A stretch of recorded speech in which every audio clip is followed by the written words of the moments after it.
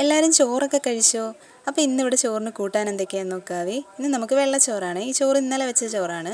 പിന്നെ ചാള നല്ല പുളിമുളകും വെച്ചതേ, നല്ല പരിഞ്ഞിലൊക്കെയുള്ള പരിഞ്ഞിലൊക്കെയുള്ള ചാളയായിരുന്നു. അപ്പം ഞാനിന്നത് തേങ്ങാക്കറി വെക്കുന്നതിനേക്കാളും ടേസ്റ്റ് മുളക് കറി വെച്ച് കൂട്ടാനാണ്. അപ്പം ഞാനിന്നത് പുളിമുളകും വെച്ചതാണേ. പിന്നെ നമുക്ക് ഉരുളക്കിഴങ്ങും തക്കാളിയും സവോള ഇട്ട് നമ്മളിവിടെ അവിയൽ വെക്കും, വേറെ പച്ചക്കറിയൊന്നും ഇടാതെ. പക്ഷേ നല്ല ടേസ്റ്റാണ് കേട്ടോ, ഉരുളക്കിഴങ്ങ് മാത്രം ഇട്ട് വെക്കാനായിട്ട്. വേറെ ഒന്നും ഇടരുത്, തക്കാളിയും പച്ചമുളകും സവോളയും ഉരുളക്കിഴങ്ങും. അപ്പോൾ അത് അവിയൽ വെച്ചത്. പിന്നെ ചാളയിൽ നിന്ന് കുറച്ച് ചാള എടുത്ത് വറുത്തായിരുന്നേ. അപ്പോൾ ചാള വറുത്തതും പിന്നെ പരിഞ്ഞിലെല്ലാം ഞാനെടുത്ത് പൊരിച്ചായിരുന്നു. ആ ചാളയുടെ പരിഞ്ഞിൽ പൊരിച്ചതും പിന്നെ മാങ്ങാച്ചാർ, ഇപ്പം ഇട്ട മാങ്ങാച്ചാറാണ്. അങ്ങനെ മാങ്ങാച്ചാറിട്ടതും കുറച്ച് മോര് കാച്ചിയതും. പിന്നെ ഇവിടെ മിക്കപ്പോഴും സാലഡ് കാണും കേട്ടോ. അപ്പോൾ സാലഡും പിന്നെ പപ്പയുള്ള ദിവസം പപ്പ പഴുത്ത മാങ്ങ മേടിച്ചിട്ട് വരുവാണെങ്കിലേ ഞങ്ങൾ ആ മാങ്ങ പഴുത്ത മാങ്ങയ്ക്കകത്ത് ഉപ്പിട്ടിട്ട് നമ്മൾ ചോറിൻ്റെ കൂടി ഇങ്ങനെ തിന്നും. നല്ല ടേസ്റ്റാണ് കേട്ടോ, ഇടയ്ക്ക് ഇങ്ങനെ എടുത്ത് കടിക്കാനായിട്ട്.